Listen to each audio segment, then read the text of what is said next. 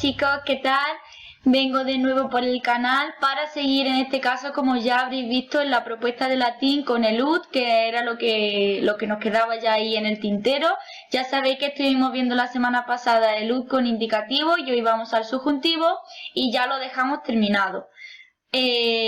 Os recuerdo, esta clase tiene que estar copiada, o sea, me tenéis que mandar los apuntes de la clase junto con la propuesta de latín, que hay muchísima gente que me ha enviado la propuesta y no los apuntes. Así que por favor, si no me enviáis los apuntes, la propuesta no estaría completa del todo. Venga, vamos allá y repito los apuntes. Bueno, voy brevemente a repasar un poquito el ud con indicativo, súper rápido porque ya lo habréis copiado. Ah, ya ha empezado desde el principio. Bueno, pasamos lo de las palabritas. A ver... Ahí, bien. Recordamos el ud con indicativo. Fijaos que tenía un valor temporal que era cuando, siempre con indicativo, ¿vale? Valor temporal cuando. Y luego teníamos también el ud primum, que significaba tan pronto como, que era la locución adverbial ya hecha así tal cual.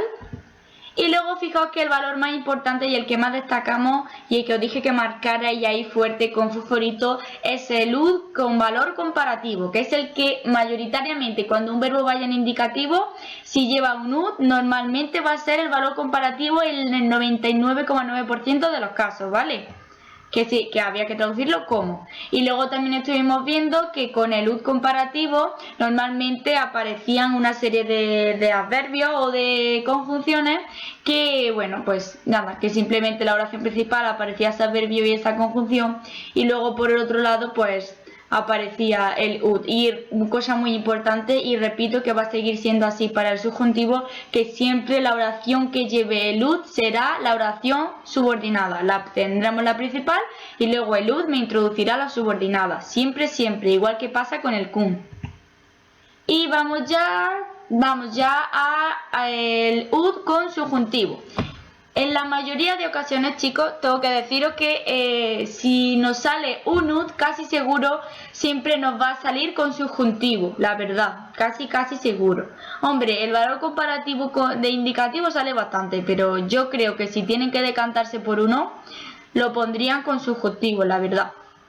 Primer valor que tiene con subjuntivo, ¿qué? Valor completivo, que significa que, y siempre va a aparecer dependiendo de esos verbos de lengua, de opinión, como puede ser decir, conseguir, ordenar, suceder, persuadir, aparecer.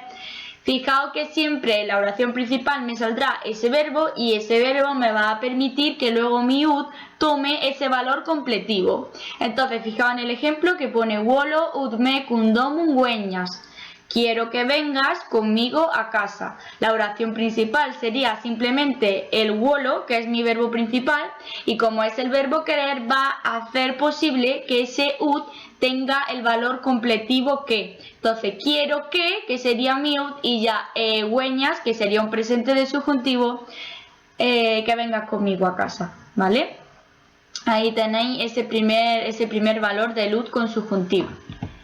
Pero si no nos aparece en la oración principal ningún verbo que sea de lengua ni de opinión, no hay ni que pensarlo. Directamente nos vamos al valor final, que es el valor final del ud, que traduciríamos para qué. O sea, es completivo si me aparece un verbo en la oración principal que rija luego que yo pueda hacer una completiva. Pero si no, valor final para qué.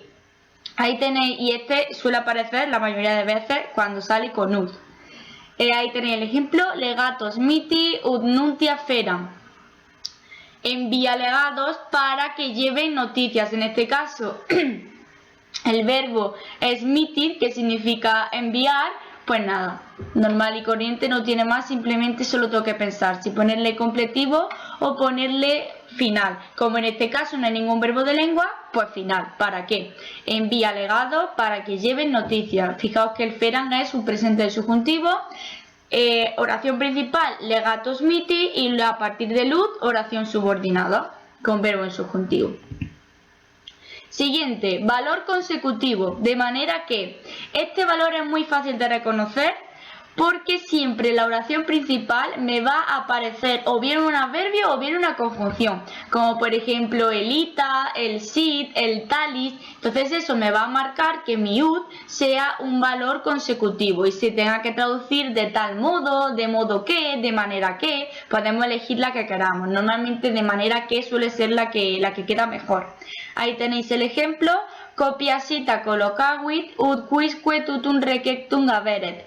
Como veis, la oración principal sería copia cita colocavit y entonces hasta ahí sería mi principal, el verbo es el colocavit del verbo principal y luego veis el ita, que es el que me va a marcar ese valor consecutivo del ud. Y luego el ud, a partir del ud se abre la subordinada, cuyo verbo principal sería haber. Y ahí tenéis, colocó las tropas de manera que cada uno tuviera segura la retirada. Siempre el ita, si nos aparece un adverbio o una conjunción en la principal, no lo dudamos, directamente le damos el valor consecutivo de modo que o de manera que, traduciéndolo conjuntamente, porque en este caso, por ejemplo, el ita y el ud.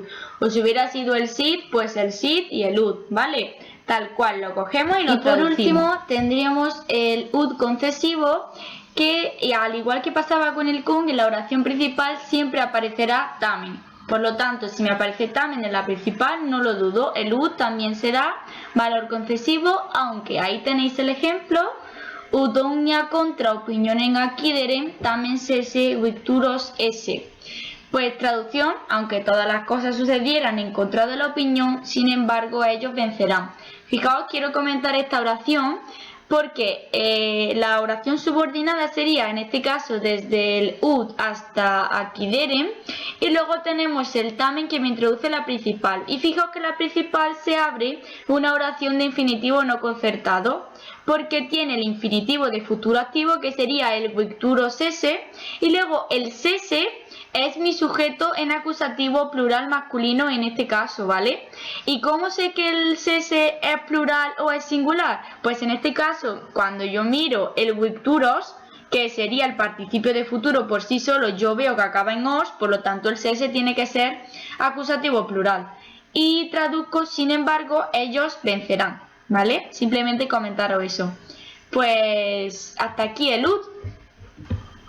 Pues hasta aquí, chicos, que por favor repito que lo copiéis, que lo quiero ver con la propuesta, que para cualquier duda estoy en el correo, ya lo sabéis, y que nada, que espero que estéis súper bien, que sigáis súper bien y que nos veremos mañana en nuestra clase ya habitual de siempre, ¿vale? Os mando un beso enorme y nos vemos.